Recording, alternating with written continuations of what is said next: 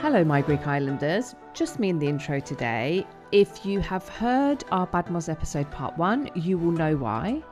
If not, then now would be a great time to pause and catch up and listen to Patmos part 1. In this part, you will hear from a local hero, so make sure to listen to the end because she's a very interesting person that we interviewed for the podcast. So without further ado, let's get into part 2 of the episode dedicated to the island of Patmos.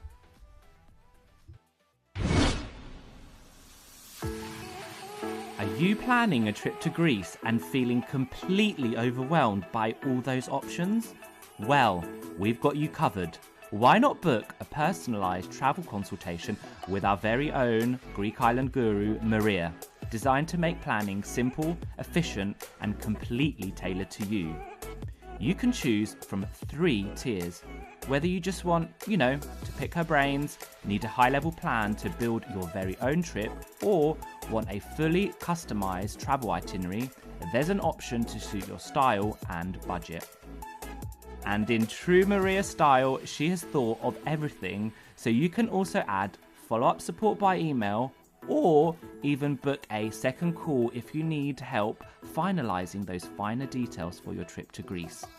Now to book, head over to the website www.mygreekis.land/book to see the options and get started with your travel consultation with Maria. That is www.mygreekis.land/book. There are 227 inhabited Greek islands. Which one will you visit next? Yes, so moving on about local produce and the food scene, we're going to approach this slightly differently and through a different lens on this episode, and that is because Patmos is part of a movement called slow foods. Now, you might be wondering what slow foods is. So while I was there, I actually met the president of Slow Foods accidentally. Nice. As you do, was it having a drink in the bar? No, I was walking home. I was walking to where I was staying one night, and I just heard them talking. I heard the president, her name is Irini, and she was talking with her husband, and I just heard them talking, and I just started chatting to them. So that's how I met her. So it's Irini Patrikarakou. And Irini is the president of Slow Foods, and she's also the owner of a shop called Nektar. So we're going to head over to her, and she can tell you more about Slow Foods directly from the source. So let's go.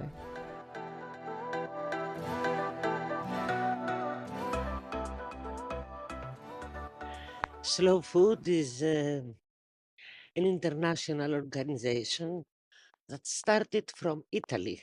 Oh. It is Carlo Petrini that founded it, and slowly it went all around the world. Here in Patmos, it came with Mr. Joseph Zisiadis, who is also the founder of our vineyard, Patmos.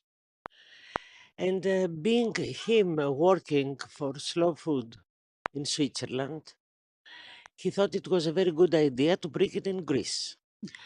And he started from Patmos. So Slow Food Patmos was the first slow food organization of Greece. And what is slow food?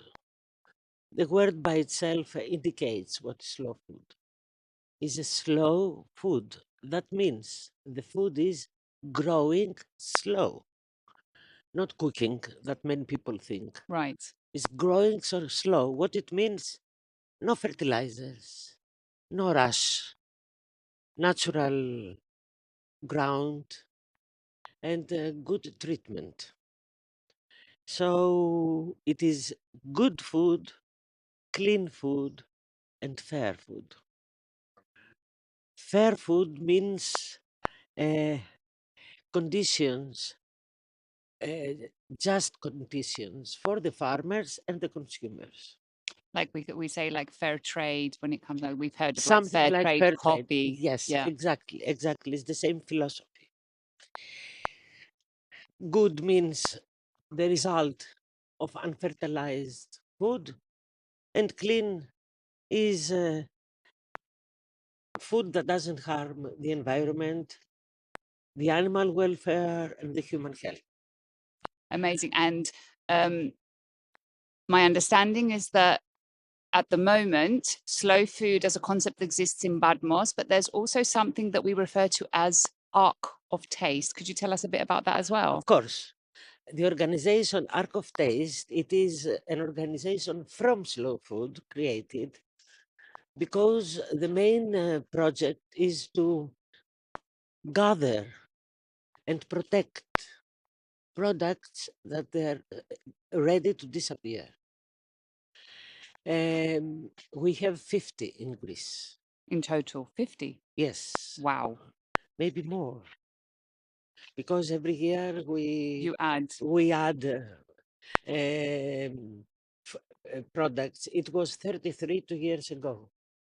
Now it's around 50. 5 of them are from Patmos. Amazing. We're And very they are? proud, yes. And they are flower water. Mm-hmm. This is the distillation from the flowers of bitter orange, not rose that is all over the world. Yes. It's bitter orange, that they are very few on the island and very well protected. And they are to the place where St. John used to live, around his old house, because he was praying to the cave. Right. But he was living to another place, which is like an oasis. If you see it's totally green, you can't believe that this place is on this island, Right. which is so dry. So there we have a garden, a big garden of bitter oranges that the family goes every year. It's totally family thing, with big aprons, and they pick up every day the blossoms. Right. The grandfather distills them with the water from the spring. Right. So it's something totally clean, Right. and nothing to be added on it. Right. The flower water, except his wonderful smell, we use it to make our traditional sweets. Mm-hmm. We put it in the Greek coffee. Mm-hmm. As a sweetener, or like as No, a as a more perfume, aromatic? aromatic. Mm. We also put it on our face. It's a very nice lotion tonic. Mm-hmm.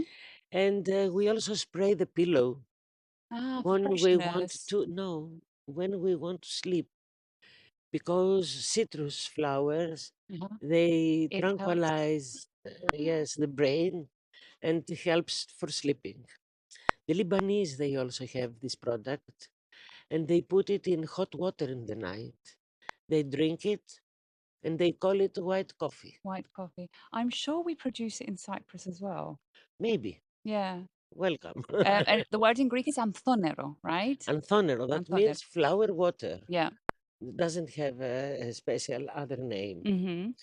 In French, is fleur d'oranger. I'm But, not going to try and pronounce that. yes, never mind, but that describes better the product, Right. this name. Right. The other one is a very special product. It is skinopsomum. Mm-hmm. Psomi means bread. Mm-hmm. Skinos is a plant that is the cousin of masticha. Mm-hmm. Masticha is Pistachia lentiscus that grows only on the island of Chios. Skinos is the cousin because it has similar taste, but nothing to do with resin, that is masticha. Mm-hmm. This is a plant that, when it's very mature, is very hard. It's some round seeds. And this one, they gather it during the winter. Are they black? They're the Black. black ones. Yeah. They are red, and then they become black. Mm-hmm. And then they crush them. And with this, they add it to the wheat flour, and it becomes black. Mm-hmm. So they make a bread that looks like masticha bread, or a cake. You can Right. find this. And is it sweet and it has a similar taste to masticha? Yes, it has similar taste of masticha. Sweet is if you want to put sugar, like to the cake. Mm-hmm. But the bread is just aromatic and not Right. sweet. It's normal. Okay. I need to try that before I leave. I've Yes, not yes, yes. yet You tried should, you it. should, because you cannot find it anywhere else. Okay, we have a very special variety of fava beans. Mm-hmm. Nothing with the fava beans that probably you know, that Mm-hmm. we call it kukia, different. Yeah. This is a very special, like lentils, but it's not lentils. It is Thriskeftikós, we call it here. All around Greece, we call it fava. Right. And it's a very tasty cream. When you boil it, you cook it, and you eat it with capers or fresh cut onions, Mm-hmm. oregano, a lot of olive oil, of course. Yes, of course. Of course, this is Greece. And does it taste similar to fava? Yes, yes. Yeah. Okay. But it's just Yes. like a different, I guess, type Yes, of fava? it is no, it is let's say a variety of A fava, variety. but it's fava and it's very delicious. Mm-hmm. The point is that the late 3 years, they don't produce it anymore because it's Oh. difficult. Mm. Somebody tried, but because of the weather conditions, it was destroyed, unfortunately. And as everybody is very busy doing other jobs, like having goats or work with the tourism or growing vegetables, like these people, the farmers, they left it behind. Right. So at the moment, do we have anyone producing it on the island? Not at the moment. And even though we have the money, like slow food, Right. to buy them a machine to be able to clean it, because the most difficult in fava Right. is to clean it. Women before, they used to, every afternoon, they used to take the fava beans and clean them to make them ready to cook.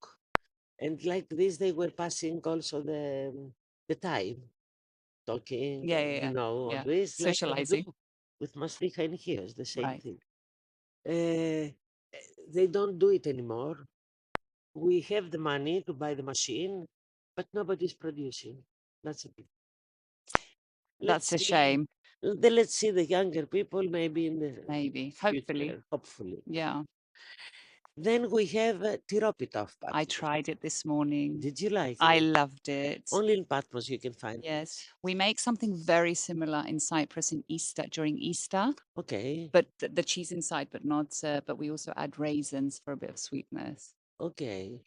Sometimes they also put flower water Ah. in the cheese pie. It is amazing. Yes, yes. With the cheese, it must be really, really So, nice. This is a very special pie that they used to make to be able to reserve the milk and the cheese, Right. because this can stay without a fridge like 10 days outside. Wow. Yes, so the leftovers of the cheese and the milk that they had from the goats, of course, because goats we have here, they were making this special pie that now is unique Mm-hmm. all over Greece, and something like a quiche Lorraine, you can say. Yeah. Yes. I'd say better than a quiche Lorraine. It's better, it's better. And sometimes they put cinnamon also. Ah, Very nice. Yes. very nice. So these are the 4 or 5? Have we covered 5? We had the fifth one, Uh-huh. which is not. It is the xinomizithra, Ah, the cheese. the cheese, is fresh cheese type ricotta, let's Yeah. say, that is made every day from the goat's milk, Mm-hmm. and it's totally clean. It's totally healthy and very tasty. Yeah. And many would say better in a Greek salad than with feta. Yes, I'm not sure because it's not very salty. It's not very salty. No, it's not salty. Ah, it's not the salty version that you sometimes get. No, Mm. this is the you can say semi-sweet. Ah, okay. Okay. It's a difficult cheese, difficult to make, difficult to be transported, but very Is it easy to also, eat. so it's soft and maybe with a bit of honey? Is it how you eat Oh it? yes, Mm, also okay. honey and cinnamon. Yes. or with tomatoes, Yes. just like this. Very nice, nice cheese. So those are the 5 products. But other than the president of Slow Foods in Patmos, you also have a shop, and that's how I met you, passing outside your shop. Okay. So can you tell our listeners a bit about the shop? And I mean, I love the name, which is Nektar. Nectar means what the ancient gods used to drink. Hmm. So with this philosophy, we are trying to bring the best from the products of Greece.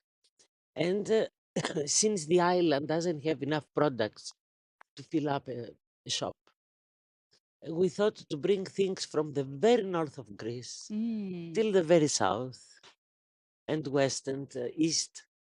And really, we have some very amazing products, clean food. That means no preservatives. We don't Mhm. have any in the shop. And like this, we also, as we related with small producers Mhm. all over Greece, we have like 150 producers in here. Right. And like this, we think that it's like we are like ambassadors from the Greek gastronomy, Mhm. because people, they don't know that we have truffle in Greece, for example. Yes, they don't. We've mentioned that We on the do. podcast that you can go truffle hunting. We Yeah. have very nice truffle in Yeah, we Greece, do. and we have black garlic in Greece, Yes. and we have, of course, excellent olive oil and honey and Mhm. all these things. In our shop, the customer has the opportunity to taste Right. and decide by himself. Mhm. Here in this shop, they buy what they like. If they Right. don't like, they don't buy. Exactly. Oh, that's so cool. And the majority, like 80% of the products, you can taste them before you buy. So also we are trying to find strange things that you cannot find it easily. Mhm.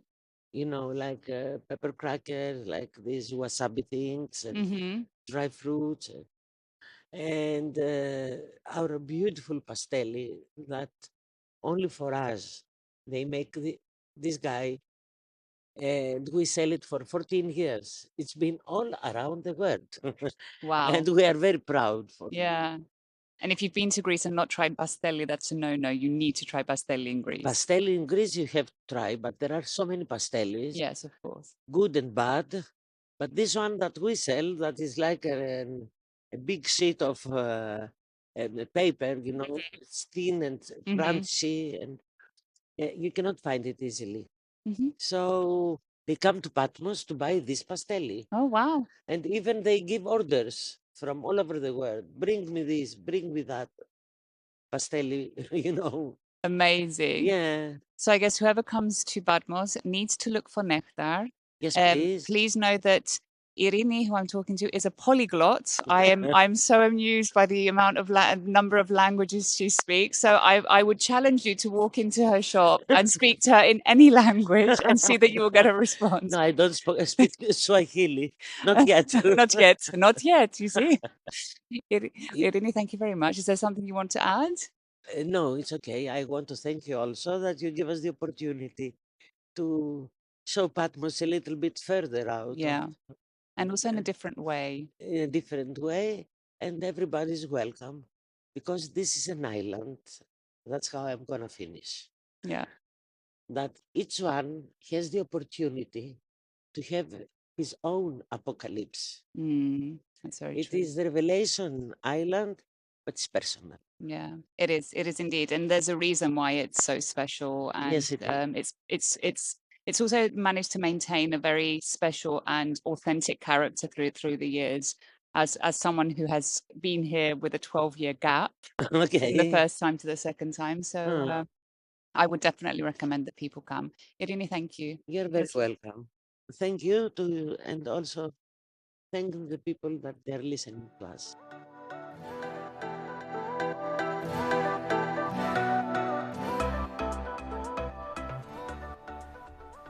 So a huge thank you to Irini, obviously, as we said, who I accidentally met, and she was able to give us all of this amazing information. So Irini, thank you.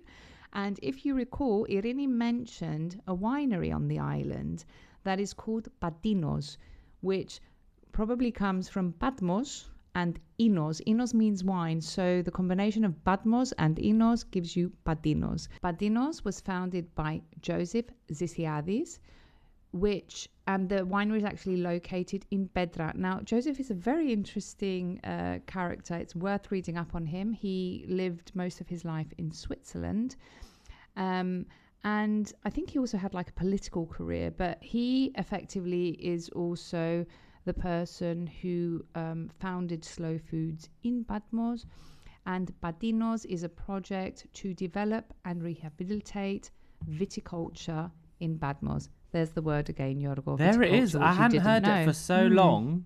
And now twice. For so long, or had you never heard it before? I don't know. I don't think I'd heard it before. I think I said, no, I hadn't heard it. Or maybe I hadn't realised. But there we go. Nevertheless, I visited the winery. I visited Patinos and I met Dorian Amar, who is the winemaker and enologist of Patinos. And the winery makes 3 wines, only 3, a white, an orange and a red, from 2 grape varieties, and those grape varieties are Assyrtiko, which you would have heard because it's a very famous grape variety which comes from the island of Santorini and other places in Greece, and the red grape variety called Mavro Thyriko. They also produce some great olive oil, so if you're in Patmos, you should probably visit the winery as well. Lovely. Okay, so I think we're going to go for our section for our Patreons. Yes. So, listen up now. Early access and ad-free episodes, bonus podcast content, my insider travel tips to Greece and beyond, asking me, the guru, and the community your burning questions, and closed Instagram story access. All of this for the price of just 1 coffee per month. Join the My Greek Island Community Gang over at Patreon to get all of this and obviously our eternal gratitude for supporting the show. See you over on Patreon, or as they say in Greek, ta leme sto Patreon. Sign up to Patreon today. T's and C's applies. Holidays to Greece not included, but consultations can be booked via our other service.